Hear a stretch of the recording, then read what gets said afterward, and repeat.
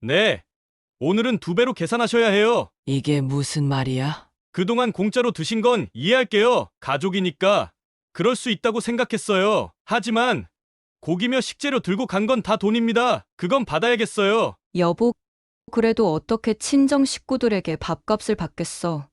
그래. 그럼 엄마가 생활비 하라고 준 카드로 세탁기 산 건 뭐야? 내가 카드 내역 뽑아봤어. 세탁기 샀더라. 배달지도 처갓집 주소로 되어 있던데.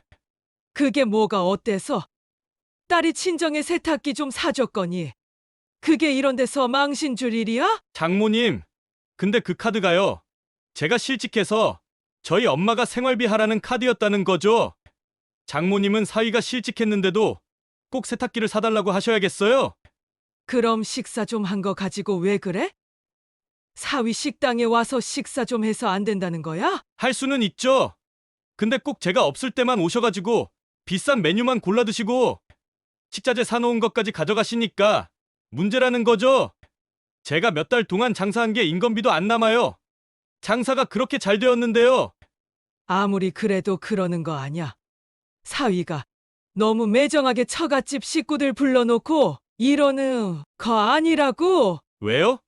사위하고 딸 등골 빼먹는데 이 정도도 얘기 못합니까? 이제 제발 좀 그만 오세요. 그 모습을 지켜보는 최 씨 할머니는 속이 후련했습니다. 안녕하세요. 오늘 사연의 주인공은 경기도 화성에 살고 있는 70세 최지영 할머니입니다. 이른이 되도록 웬만한 세상 풍파는 다 겪었다고 생각했는데 자식의 일은 항상 새로운 것들만 생기나 봅니다. 내 아들의 아내라고 할머니 집의 유일한 며느리를 믿었다면 믿은 게 죄였을까요? 믿었던 며느리로부터 배신당한 이야기를 들어보시죠. 끝까지 들어주시고 구독, 좋아요, 알림 설정도 부탁드립니다. 6남매의 막내였던 최 씨 할머니는 국민학교를 졸업 후 부모님의 농사일을 돕다가 20살 무렵에 서울로 올라왔습니다. 공장일이며 식당일이며 닥치도록 일을 하다 보니 어느덧 25살이 되었습니다. 그때 지금의 남편을 만났지요. 최 씨 할머니 남편은 물류센터 화물차 운전기사였습니다. 말수가 적고 무뚝뚝했지만 눈빛만은 누구보다 다정했습니다. 처음 만났을 때 남편은 마치 묵묵히 세상을 짊어진 사람처럼 보였지요. 서로 긴 대화도 필요 없었습니다. 힘든 세상을 살아본 사람끼리는 눈빛만 봐도 통하니까요. 연애다운 연애도 제대로 못했습니다. 데이트 대신 퇴근길에 국밥 한 그릇 나눠 먹는 것이 고작이었습니다. 그래도 젊은 날의 최 씨 할머니는 행복했습니다. 누군가와 함께 한다는 것, 그것만으로도 세상이 다 자기 것 같은 기분이었지요. 결혼식도 대단한 건 없었습니다. 남편의 고향인 화성 시골 예식장에서 조촐하게 치렀습니다. 남편은 다소곳이 웃으며 제 손을 꼭 잡아주었고 할머니는 그 손을 믿었습니다. 그날은 정말이지 세상에서 제일 행복한 날이었습니다. 결혼하고 나서도 삶은 고단했습니다. 남편은 전국 방방곡곡을 돌며 화물을 나르고 할머니는 회사 식당에서 하루 종일 분주히 움직였습니다. 여름에는 찜통 같은 주방 안에서 땀이 비 오듯 흘렀고 겨울에는 찬물에 설거지를 하는 경우가 많았습니다. 결혼 2년 만에 딸을 낳았습니다. 갓난아기의 작은 손가락을 보며 세상을 다 얻은 듯 행복했습니다. 그러나 그 기쁨도 잠시 둘째가 생기지 않아 마음을 졸였습니다. 주변 사람들은 대놓고 말하지 않았지만 외동아들인 시댁의 분위기 속에는 늘 아들에 대한 기대가 깔려 있었지요. 그렇게 5년을 기다렸습니다. 병원도 찾아다니고 한약도 먹어가며 간절히 빌었습니다. 그러던 어느 날 병원에서 아들을 가졌다는 소식을 들었습니다. 그 순간 병원 복도 한가운데서 주저앉아 엉엉 울었습니다. 창피함도 체면도 없었습니다. 그저 하늘이 준 선물 같아서 고마운 마음뿐이었습니다. 딸과 아들은 나이 차이가 조금 났습니다. 딸은 어린 나이에 동생을 돌보느라 애를 먹었지만 투정 한 번 없이 잘해주었습니다. 아들은 부부에게 둘도 없는 기쁨이었습니다. 늦둥이라 그런지 아들 녀석이 까르르 웃기만 해도 세상이 다 밝아지는 것 같았습니다. 비록 생활은 여전히 빠듯했지만 아이들에게만큼은 부족함을 느끼게 하고 싶지 않았습니다. 없는 형편에 학원을 하나라도 더 보내기 위해 허리띠를 졸라맸고 옷은 물려 입히더라도 꿰매어 깔끔하게 손질했습니다. 명절 때면 시장 구석구석을 뒤져서라도 작은 선물 하나 챙겨주려고 한 푼, 두 푼 아껴 모았습니다. 세월은 빠르게 흘렀습니다. 딸은 무역회사에 취직해 바쁘게 살았고 아들도 성실하게 직장 생활을 했습니다. 그 모습을 바라보며 할머니는 매일매일 감사하다고 생각했습니다. 젊은 시절 그렇게 고생했던 보람이 있구나 싶었지요. 그러나 몸은 거짓말을 하지 않았습니다. 회사 식당에서 일하다 정년이 되고 난 다음 급하게 취업한 학교 급식실에서의 일이 좀 더 고되었는지 결국 탈이 나고 말았습니다. 허리 통증이 심해졌고 무릎은 계단 한 칸을 오르내리는 것도 버거웠습니다. 남편도 장거리 운전이 힘들어 물류센터 일을 정리했습니다.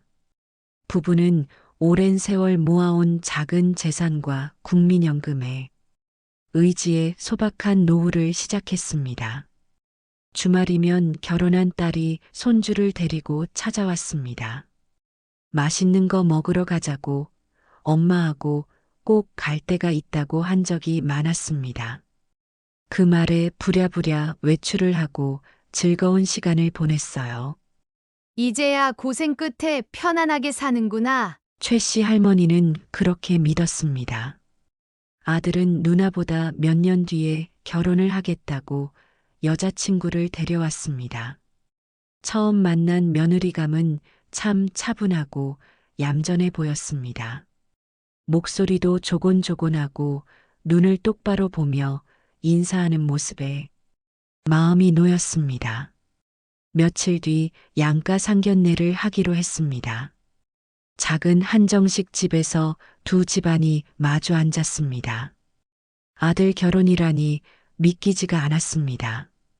이 아이가 어렸을 때 코 올리며 뛰어다니던 모습이 아직도 선한데 벌써 장가를 간다니요. 상견례 자리에는 며느리 아버지와 어머니 그리고 여동생 한 명이 함께 왔습니다. 처음 본 사돈들은 겉으로는 조용했지만 이야기를 나누다 보니 여러 생각이 들었습니다. 며느리 아버지는 얼굴이 까맣게 그을리고 손이 투박하게 갈라져 있었습니다. 듣자 하니 건설 현장에서 일을 하고 계신다고 했지요. 말씀은 많지 않았지만 눈빛은 부드럽고 사람이 순해 보였습니다. 하지만 며느리 어머니는 조금 달랐습니다. 처음부터 목소리가 크고 말이 끊이질 않았습니다. 큰딸이라 시집 보내는 것이 걱정이 많다고 하며 딸이 참 착하고 속도 깊은 아이라고 했습니다. 큰딸이 기둥이었는데 시집을 보내려니 솔직히 아쉽다고요. 큰딸이 없으면 집이 허전할 것 같아 걱정도 된다고 했습니다. 그 말을 듣는 순간 웃으며 고개를 끄덕였지만 괜히 마음 한 구석이 무거워졌습니다. 자주 그런 이야기를 하다 보니 며느리 어머니의 인상도 그날 처음 자세히 보게 되었습니다.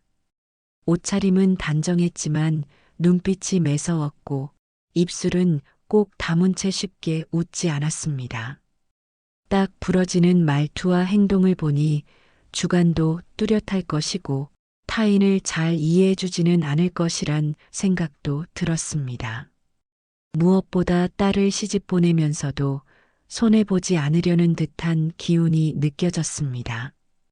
그래도 아들은 옆에서 환하게 웃고 있었기에 할머니도 기분이 좋았습니다. 결혼 후 아들은 화성에 새로 지은 작은 아파트로 들어갔습니다. 직장은 여전히 가까운 곳이라 오고 가기 편했고 며느리도 회사 생활을 시작하며 둘이 부지런히 살아갔습니다. 주말이면 아들 부부가 집에 들러 같이 밥을 먹었습니다. 딸과 사위, 손주까지 모이면 식탁은 언제나 북적였습니다. 할머니는 찌개 끓이고 생선 굽고 전 부치느라 정신이 없었지만 그 북적이는 소리가 얼마나 좋았는지 모릅니다. 그렇게 온 가족이 함께 여행도 자주 다녔습니다. 바닷가에 나가 갯벌을 걷기도 하고 시골 장터에 들러 군것질을 하며 깔깔거리기도 했습니다.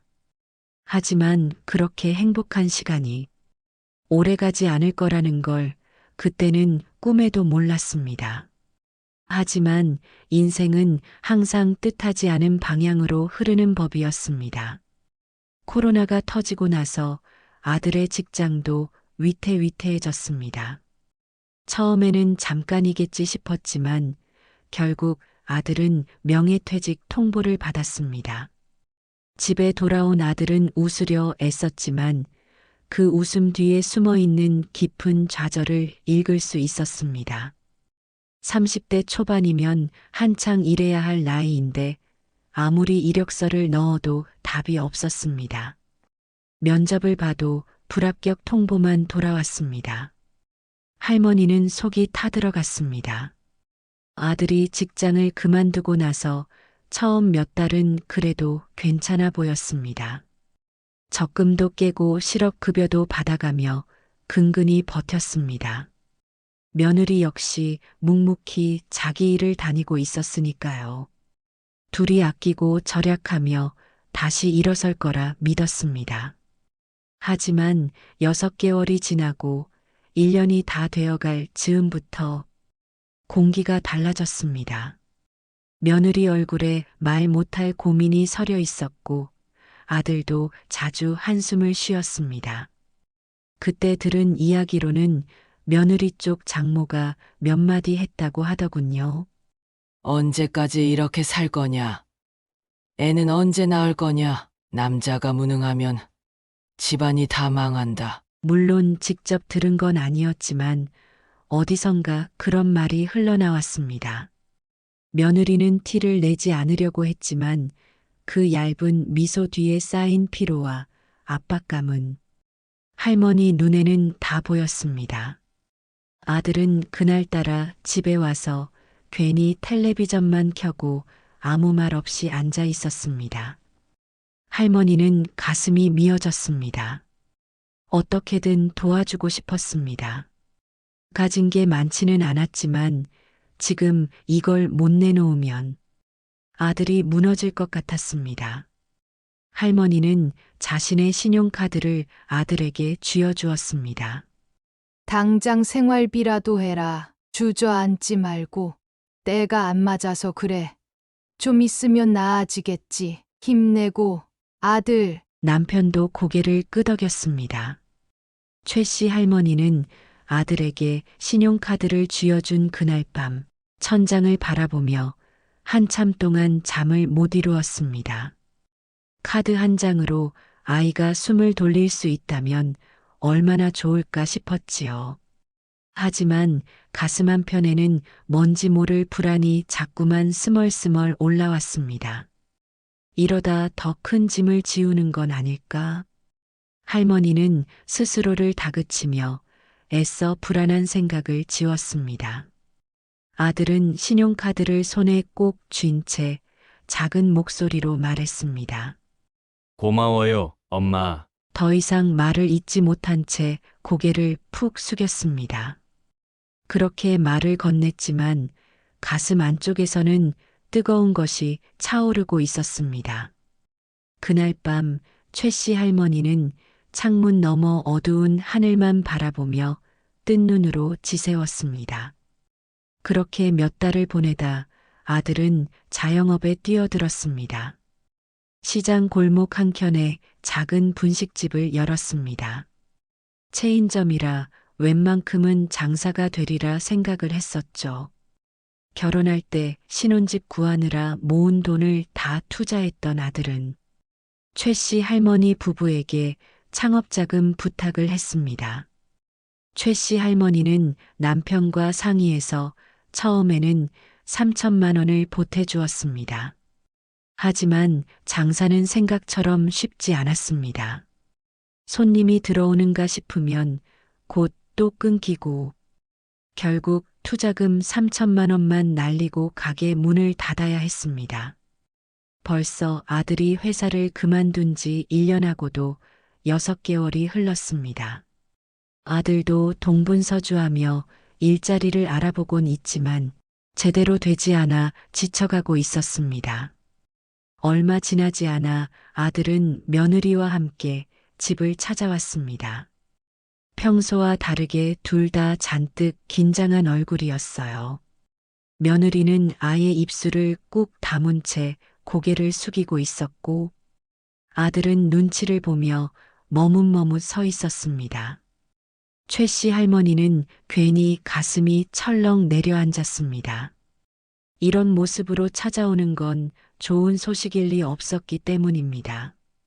무슨 일이냐? 최 씨 할머니가 조심스레 물었습니다. 그러자 아들이 깊은 숨을 몰아쉬고는 입을 열었습니다. 엄마, 가게 하나 알아봤어요. 시장통에 괜찮은 고깃집 자리가 나왔대요. 권리금도 싸고 기회라서 이번엔 꼭 제대로 해볼게요. 아들의 목소리는 떨리고 있었습니다. 그 두 손도 부들부들 떨려서 주체할 수 없었습니다.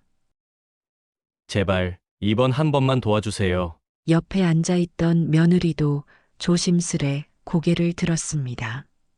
평소 씩씩하던 며느리였지만 그날따라 눈가가 벌써 붉게 젖어 있었습니다. 어머니, 저희 정말 마지막이라고 생각하고 부탁드려요. 남편이, 아니, 우리가 다시 일어설 수 있는 기회라고 믿고 있어요. 며느리의 목소리는 애타고 절박했습니다. 말을 잇다 말고 눈물이 뚝 떨어졌습니다. 최 씨 할머니는 그 모습을 바라보며 마음이 무너졌습니다. 속에서는 안 된다는 소리가 끊임없이 울렸지만 입에서는 그런 말이 나오지 않았습니다. 아들은 무릎을 꿇다시피 하며 말했습니다. 엄마, 이번엔 진짜 다르게 할게요. 정말이에요. 제발 믿어주세요. 최 씨 할머니는 한동안 말이 없었습니다. 눈앞이 흐려져 세상이 아른거렸습니다. 남편도 조용히 방에서 나와 두 사람을 바라보다 한숨을 한번 내쉬고는 고개를 끄덕였습니다. 얼마 필요한데? 남편이 물었습니다. 5천만 원이면 돼요. 가게 보증금 2천만 원에 인테리어 비용이 3천만 원 정도 들어요. 아들이 떨리는 목소리로 대답했습니다. 최 씨 할머니는 속이 새까맣게 타들어갔습니다. 아들이 말하는 그 정도 돈이라면 두 부부가 평생 힘들게 일하며 조금씩 모아온 노후 자금이었기 때문입니다. 이 돈을 내주면 부부는 기댈 언덕 하나 없이 살아야 했거든요. 하지만 지금 눈앞에서 무릎 꿇은 자식을 보고 차마 거절할 수가 없었습니다. 알았다. 할아버지는 떨리는 목소리로 말했습니다. 그 대신 이번엔 정말 마지막이다. 아들은 두 손으로 얼굴을 감싸며 울먹였습니다. 며느리도 연신 고개를 숙이며 눈물을 훔쳤습니다. 그날 밤 최 씨 할머니와 할아버지는 방 한구석에 앉아 천천히 서류를 꺼냈다. 적금 통장을 해약하고 은행 대출을 조금 끼어 가까스로 5천만 원을 마련할 수가 있었습니다. 손이 덜덜 떨렸습니다. 서명 하나, 도장 하나 찍을 때마다 가슴 한복판이 아려왔습니다. 그렇지만 최 씨 할머니와 할아버지는 이번에는 잘 될 것이라고 그렇게 믿으며 아들의 장사 미천을 마련해 주었습니다. 최 씨 할머니 부부가 준 돈으로 아들은 몇 달 동안 개업 준비를 했습니다. 개업 후 가게는 생각보다 훨씬 장사가 잘 되었습니다. 어느 늦은 저녁 최 씨 할머니는 솔직히 기대 반, 걱정 반으로 가게 문을 열었습니다. 시장통 한복판, 다닥다닥 붙어 있는 가게들 사이. 아들 가게는 번듯하고 환했습니다. 유리문을 밀고 들어서자마자 코끝을 찌르는 고기 굽는 냄새에 숨이 턱 막힐 정도였어요. 평일 저녁이었는데도 가게 안은 발 디딜 틈이 없었습니다. 테이블마다 고기 굽는 연기가 올라오고 있었고 젊은 커플, 회사원, 동네 주민들까지 다양한 사람들이 들락거렸습니다. 술잔 부딪히는 소리, 웃음소리가 가게 안을 메웠습니다. 개업발이라고들 하던가요. 처음 문을 열면 지인도 오고 손님들도 호기심에 끌려온다고 하지만 최 씨 할머니 눈에는 그 이상이었습니다. 주방 안에는 아들이 땀에 젖은 얼굴로 고기를 썰고 있었습니다. 땀에 젖은 얼굴이었지만 눈빛만은 반짝였습니다. 홀에서는 며느리가 환한 미소를 띠고 손님들과 대화를 나누고 있었어요. 둘 다 정신없이 뛰어다녔지만 그 얼굴에는 피곤 대신 생기가 가득했습니다. 최 씨 할머니는 가게 한켠에 조용히 서서 그 모습을 지켜보았습니다. 말로 다할 수 없는 감정이 가슴을 툭 치고 올라왔어요. 아들이 이제야 제자리를 찾았다는 생각, 이렇게 성실하게 하고 장사가 잘 되면 좋을 것 같다는 생각이 들었습니다. 할머니는 두 손을 가슴 앞에 모은 채 혼자 조용히 눈시울이 뜨거워지는 걸 참아냈습니다. 고개를 푹 숙였지만 입가에는 미소가 번졌지요. 가게는 정말로 바빴습니다. 아들은 주방과 홀을 오가며 뛰어다녔고 며느리는 퇴근하자마자 곧장 가게로 달려와 카운터를 지켰습니다. 피곤에 절어 다리가 아플 법도 한데 며느리는 얼굴 한 번 찌푸리지 않고 손님들에게 미소를 보냈습니다. 최 씨 할머니는 그 모습이 참 고마웠습니다. 며느리가 힘들다고 짜증 한 번 내지 않고 몸이 부서질 것 같아도 묵묵히 옆을 지키는 걸 보면서 둘 다 기특하다고 잘 될 것이라고 속으로 몇 번이고 되뇌었습니다. 젊을 때 같이 고생하면서 하다 보면 정도 들고 부부간에 서로를 위한 생각도 더 많아질 것이라고 생각했습니다. 그런 생각이 들 때마다 최 씨 할머니는 괜히 코끝이 찡해져 눈물을 삼켰습니다. 어떤 날은 아들이 전화를 걸어왔습니다.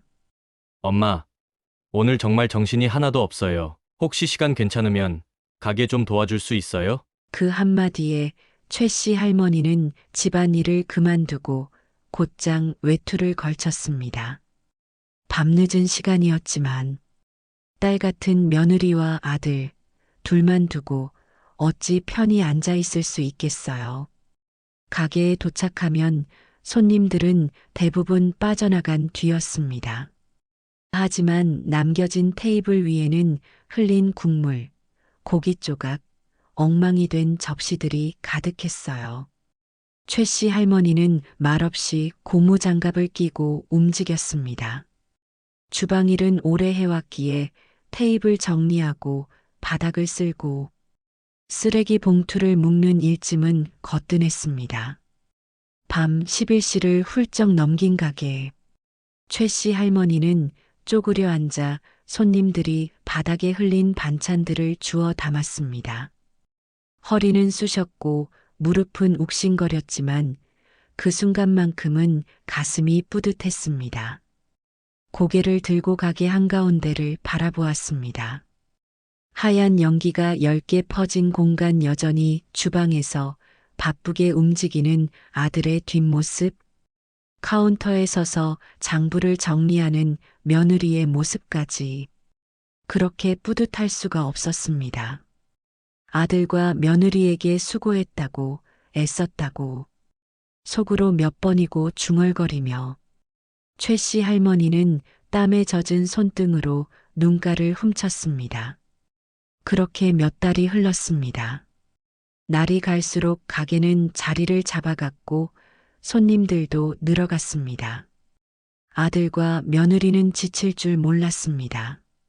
주말에도 쉬지 않고 가게에 나갔고 명절 연휴에도 하루 정도만 쉬고 바로 다시 일했습니다. 최 씨 할머니는 처음 몇 달 동안은 단 한 번도 수익이나 돈 이야기를 꺼내지 않았습니다. 잘하고 있다, 힘내라, 수고했다. 그 따뜻한 말들만을 건넸습니다. 돈이 얼마 남았는지, 빚을 얼마나 갚았는지, 그런 건 중요하지 않았습니다. 아이들이 이렇게 열심히 산다면, 조금만 더 버티면 분명히 좋아질 거라고 최 씨 할머니는 그렇게 믿었습니다. 아들 부부가 함께 땀 흘리며 만들어가는 이 가게가 그들의 인생을 새롭게 열어줄 것이라 믿었어요. 하지만 세상 일이란 언제나 기대만큼 흘러주지 않았습니다. 행복은 오래가지 않았습니다. 그 평화로운 나날 뒤에는 조용히 그러나 분명하게 작은 틈이 있었거든요. 장사가 잘 되는 것 같았지만 아들의 얼굴에는 서서히 그림자가 드리워졌습니다. 엄마, 이번 달도 겨우 월세만 냈어요. 요즘 손님이 들쑥날쑥해서 그런가 봐요. 아들은 힘없이 웃으며 그렇게 말했어요. 며느리도 점점 입을 다물었습니다. 최 씨 할머니는 가슴 한구석이 답답해졌습니다. 뭔가 이상하다는 느낌이 들었습니다. 하지만 진짜 문제는 생각보다 훨씬 더 깊숙하고 훨씬 더 아프게 자리 잡고 있었어요. 어느 날 저녁 최 씨 할머니는 평소보다 조금 이른 시간에 가게를 찾았습니다. 아들은 갑자기 재료가 필요하다며 마트를 갔고 가게에는 며느리 혼자 남아 있었어요. 저녁 식사 손님들이 막 빠져나간 뒤라 가게 안은 조금은 조용했습니다. 최 씨 할머니는 아무 말 없이 구석에 앉아 아들의 가게를 둘러보았습니다. 달아있는 테이블, 벽에 걸린 메뉴판, 주방에서 은은하게 퍼져나오는 고기 냄새. 모든 것이 소박하지만 정겨웠습니다. 그때였습니다. 카운터에 앉아있던 며느리의 움직임이 눈에 들어왔습니다. 며느리는 계산기를 두드리며 매출 정리를 하고 있었어요. 손에 꼽은 지폐와 카드 영수증들을 가지런히 모으는 모습이 분주했습니다. 그런데 갑자기 며느리가 주변을 살짝 둘러보았습니다. 혹시 누가 보고 있는지 확인하는 듯 고개를 몇 번 빠르게 돌렸어요.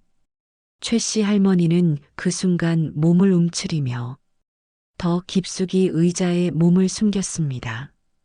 직감적으로 느꼈습니다. 며느리는 빠르게 돈다발을 한 번 더 세어본 뒤 그중 일부를 주머니에 쑥 밀어 넣었습니다.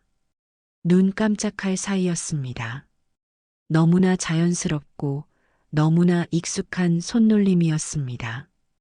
최 씨 할머니는 그 자리에서 숨을 크게 들이마시지도 못하고 지켜보았습니다. 하지만 너무도 분명하게 보였습니다. 며느리는 주변을 다시 한번 둘러본 뒤 아무 일 없었다는 듯 나머지 돈을 장부에 맞춰 계산기에 입력하기 시작했습니다. 최 씨 할머니는 믿을 수 없다는 듯 손등으로 입을 가렸습니다. 심장이 미친 듯이 쿵쾅거렸어요. 가게 안은 이제 더 고요해졌습니다. 형광등 불빛만이 카운터 위를 비추고 있었어요. 며느리는 무표정하게 장부에 숫자를 적어 내려갔습니다. 최 씨 할머니는 고개를 돌려 창밖을 바라보았습니다. 어두운 골목, 가로등 불빛이 떨리고 있었습니다. 그리고 스스로에게 착각이라고, 뭔가 필요한 데가 있을 거라고, 아들이 알고 있을 것이라고 끊임없이 속삭였습니다. 하지만 아무리 다독여도 눈앞에 선명하게 남은 그 장면은 지워지지 않았습니다. 며느리가 돈을 주머니에 넣는 모습을 보고 난 뒤 최 씨 할머니는 마음 한구석이 시린 채로 가게를 오갔습니다. 애써 모른 척, 못 본 척 했지만 가슴 깊숙한 곳에는 조용히 가라앉지 않는 찝찝함이 자꾸만 일렁였어요. 그러던 며칠 뒤 주말, 또다시 이상한 광경을 목격하게 되었습니다. 그날은 아들이 모임이 있어 저녁 시간에 가게를 비우는 날이었습니다. 최 씨 할머니는 저녁 시간대에 가게를 찾았습니다. 문을 열고 들어서자 안쪽 테이블에 낯선 얼굴들이 앉아 있었습니다. 며느리의 친정 식구들이었습니다. 며칠 전에도 본 적이 있는 얼굴들이었어요. 테이블 가득 고기를 구워 먹고 있었습니다. 한쪽에는 소주병, 음료수가 몇 병이나 있었고, 접시에는 다양한 반찬들이 많이 나와 있었습니다. 최 씨 할머니는 조용히 구석자리에 앉았습니다. 가게 구석에서 며느리가 분주히 움직이는 모습을 지켜봤어요. 식사가 끝나자 며느리 친정 식구들은 계산대 쪽으로 가지 않고 그냥 자연스럽게 문을 향해 걸어갔습니다. 최 씨 할머니는 입술을 꼭 다물었습니다. 한두 번이 아니었기 때문에 더 이상 놀랍지도 않았습니다. 그런데 문제는 그 다음이었습니다. 며느리가 급히 뒤따라가더니 가게 뒷문 쪽에서 박스 하나를 꺼내기 시작했어요. 며느리는 서랍에서 비닐장갑을 꺼내 끼더니 남은 고기며 반찬, 그리고 아직 포장도 뜯지 않은 식자재까지 커다란 박스 안에 가득 담기 시작했습니다. 김치, 쌈채소, 양념고기, 심지어 고급 부위의 생고기까지 손놀림은 망설임 없이 능숙했습니다. 최 씨 할머니는 자리에서 몸을 움찔했어요. 남는 거 주는 것일 거라고 애써 그렇게 스스로를 타일렀습니다. 하지만 박스의 크기와 양은 상상 이상이었습니다. 한 사람이 들기에도 버거워 보일 만큼 묵직한 박스 2개가 완성되었어요. 며느리는 박스를 양손에 들고 친정 식구들 쪽으로 조심조심 걸어갔습니다. 식구들은 자연스럽게 받아들고 가벼운 인사만 나눈 뒤 차를 타고 사라졌습니다. 가게를 살리기 위해 온 가족이 땀 흘려 버텨야 할 때에 식사하는 건 이해할 수 있는데 이렇게 식재료까지 챙겨 나간다는 건 도저히 이해할 수 없는 일이었습니다. 최 씨 할머니는 결국 마음을 다잡았습니다. 이제는 더 이상 모른 척 할 수 없다는 것을 스스로에게 인정할 수밖에 없었어요. 며칠을 고민하고 또 고민하다가 조심스럽게 아들에게 연락을 했습니다. 아들아, 오늘 저녁에 집에 좀 들르지 않겠니? 엄마가 할 말이 있다. 최 씨 할머니는 손에 땀이 흥건하게 고이는 것을 느끼며 핸드폰을 내려놓았습니다. 심장이 두근거렸어요. 아들에게 이런 이야기를 꺼낸다는 것이 어쩌면 모든 걸 뒤흔들 수도 있다는 걸 알았기 때문입니다. 그날 저녁 아들은 평소처럼 아무것도 모르는 얼굴로 집으로 찾아왔습니다. 편하게 운동화를 끌고 들어오는 그 모습에 최 씨 할머니는 한순간 주저했습니다. 하지만 이미 돌이킬 수 없는 강을 건넜다는 것을 할머니는 누구보다 잘 알고 있었어요. 최 씨 할머니는 소파에 앉아 아들을 바라보았습니다. 아들, 요즘 가게에서 이상한 일 없었니? 최 씨 할머니의 목소리는 떨리고 있었습니다. 아들은 고개를 갸웃하며 대답했습니다. 왜요? 가게 결산은 제가 직접 다 하잖아요. 그럴 일은 없어요. 최 씨 할머니는 숨을 크게 삼켰습니다. 그리고 조심스럽게 말을 이어갔어요. 며느리가 고기며 반찬이며 박스에 담아서 친정 식구들한테 주는 걸 봤는데 너도 알고 있니? 그냥 남은 음식 나눠주는 수준이 아니더라. 그럴 리가요. 남는 거 좀 싸드렸다던요. 아들은 애써 웃어 보였지만 그 웃음은 너무나 어색하고 떨렸습니다. 최 씨 할머니는 단호하게 고개를 저었습니다. 두 눈으로 똑똑히 봤다.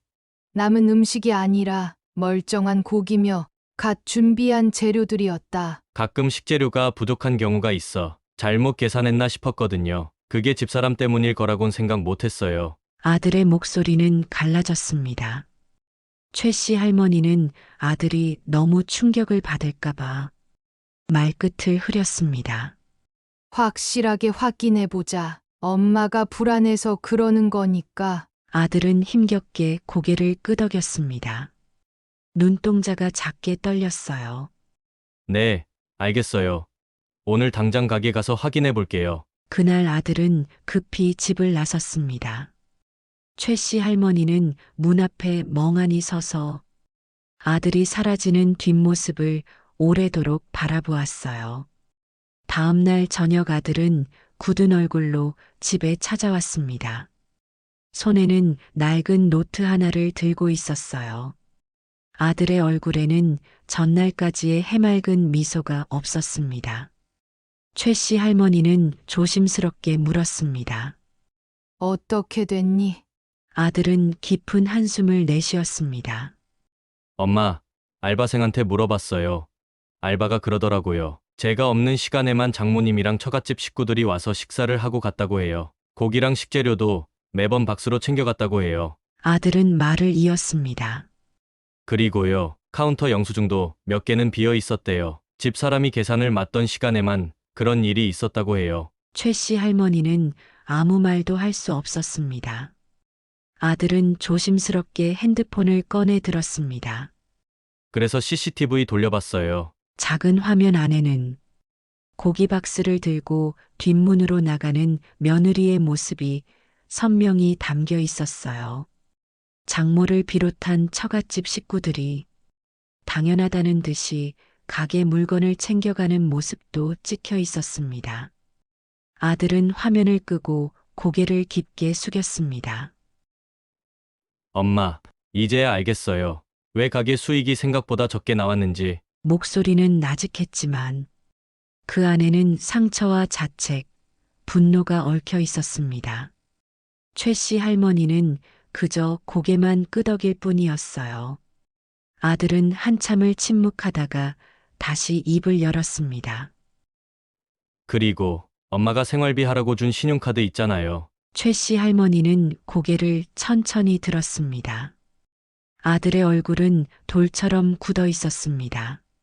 그 카드도 집사람한테 줬었는데 카드 사용 내역도 한번 뽑아봐야겠어요. 어디에 어떻게 썼는지 정확히 확인해봐야 할 것 같아요. 최 씨 할머니는 눈을 질끈 감았습니다.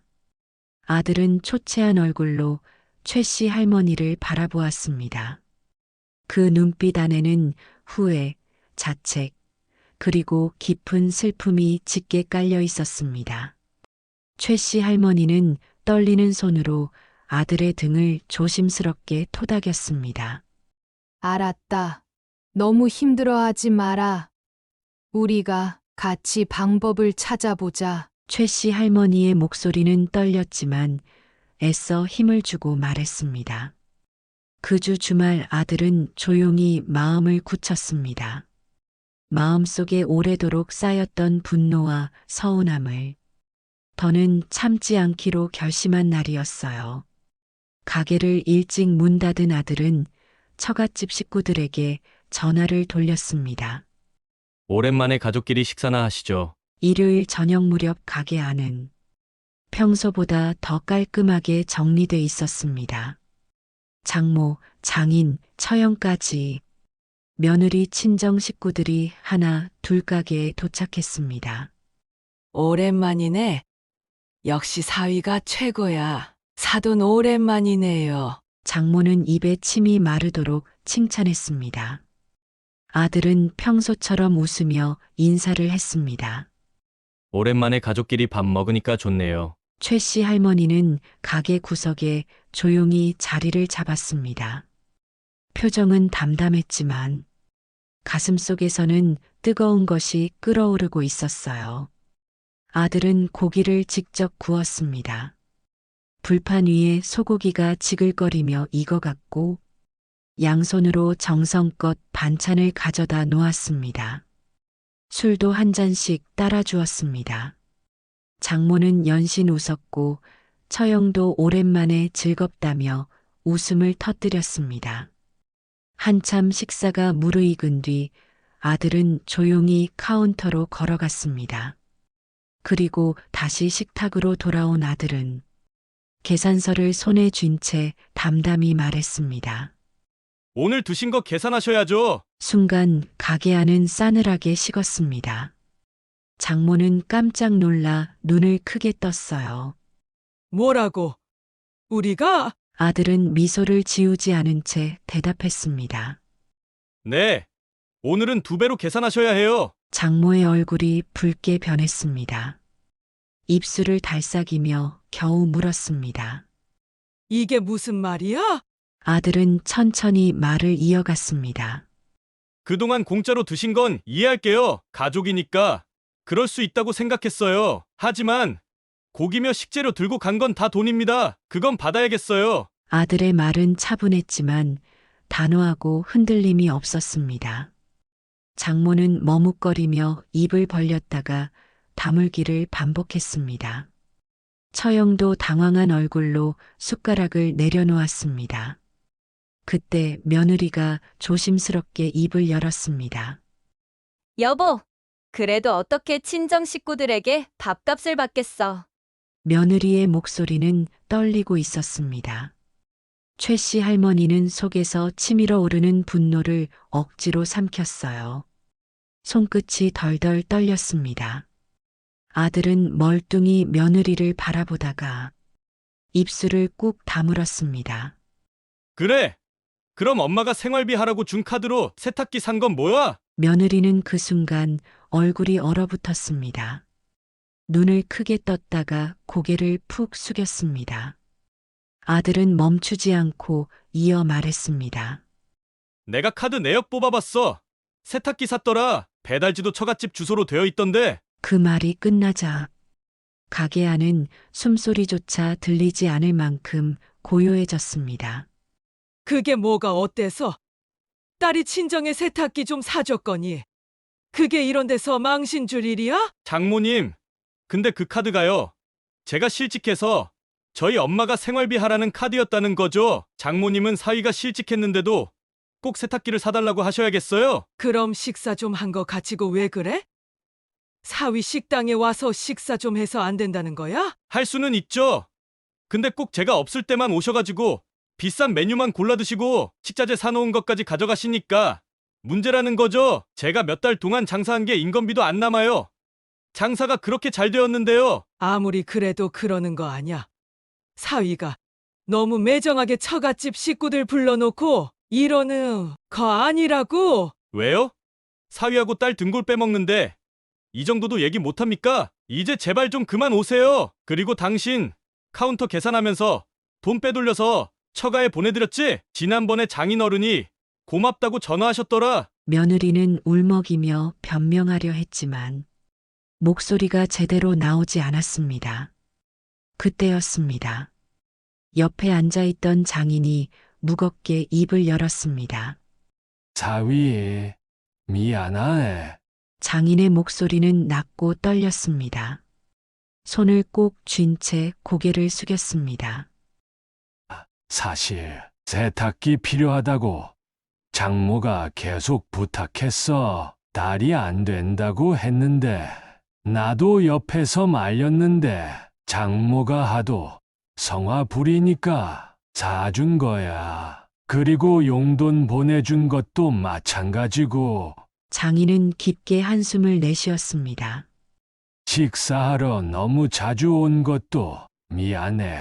고기하고 식자재 가져간 것도 정말 잘못했네. 사위가 화를 풀게. 장인의 모습은 분명 진심이었어요. 하지만 최 씨 할머니의 가슴 속에 난 상처는 그 한마디로 아물지 않았습니다. 아들은 조용히 숨을 고르며 다시 말을 꺼냈습니다. 이제부터는 없습니다. 식사하시려면 꼭 계산하고 가세요. 그리고 가게 물건은 손대지 마세요. 아들의 목소리는 단호했습니다. 그 단단한 울림이 가게 안을 메웠어요. 장모는 얼굴을 붉히고 아무 말 없이 고개를 돌렸습니다. 처형도 고개를 숙인 채 숟가락을 만지작거렸습니다. 며느리는 끝내 고개를 들지 못했습니다. 입술을 꾹 깨물며 눈물만 떨어뜨렸어요. 그날 가게 문을 닫고 돌아오는 길, 최 씨 할머니는 천천히 하늘을 올려다보았습니다. 별 하나 없는 검은 하늘. 하지만 그 안에도 보이지 않는 작은 빛 하나는 있을 거라고 최 씨 할머니는 믿고 싶었습니다. 흔들리던 마음은 어느새 단단히 다져지고 있었습니다. 그날 이후 며칠 동안 가게에는 묘한 정적이 감돌았습니다. 최 씨 할머니는 가게 한켠에 앉아 바쁘게 돌아가는 홀을 바라보았습니다. 아들은 말이 없어졌습니다. 늘 밝던 얼굴은 굳어 있었고 며느리는 고개를 들지 못했습니다. 그러던 어느 저녁 며느리가 조심스럽게 최 씨 할머니를 찾아왔습니다. 그 옆에는 아들도 함께 서 있었어요. 며느리는 문 앞에 서서 한참을 머뭇거리다가 두 손을 꼭 모은 채 최 씨 할머니 앞에 섰습니다. 어머니, 죄송합니다. 며느리의 목소리는 떨리고 있었습니다. 고개를 깊이 숙인 채 가늘게 몸을 떨고 있었어요. 아들도 고개를 숙였습니다. 엄마, 미안해요. 최 씨 할머니는 말없이 두 사람을 바라보았습니다. 며느리는 다시 조심스럽게 말을 이었습니다. 친정 식구들한테 제대로 거절하지 못했어요. 그렇게 하면 안 되는 줄 알면서도 제가 단호하게 말하지 못했어요. 생활비 카드로 세탁기 산 것도 친정에서 자꾸 필요하다고 하니까 정말 깊이 생각하지 못했어요. 며느리의 목소리는 점점 떨렸고 결국 흐느끼기 시작했습니다. 정말 죄송합니다. 어머니가 저희 믿고 맡겨주셨는데 이렇게 실망시켜 드려서 죄송합니다. 아들도 옆에서 조용히 눈을 감았습니다.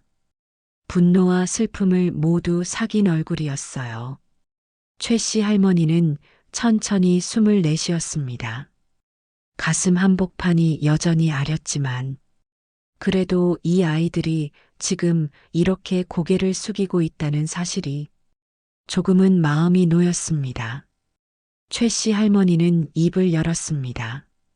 너희 둘 다 지금이라도 깨달아줘서 고맙다. 목소리는 떨렸지만 분노 대신 짙은 슬픔이 묻어 있었습니다.